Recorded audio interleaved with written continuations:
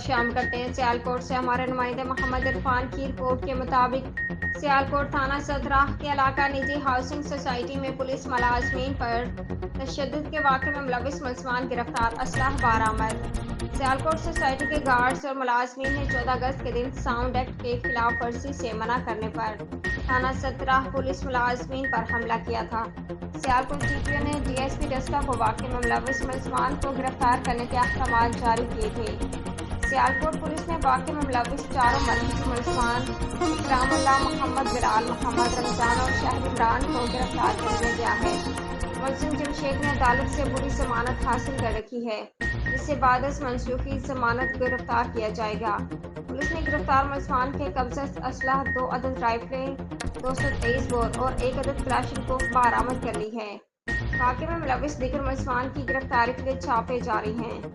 D P او سیالکوٹ محمد حسن اقبال کا کہنا ہے کہ پولیس نے ہمیشہ شہریوں کی حفاظت کے لیے جانوں کے نذرانے پیش کیے ہیں۔ محافظوں پر حملہ آور ہونے والے، یونیفارم کا وقار مجروح کرنے والے گنڈا عناصر کسی رعایت کے مستحق نہیں ہیں۔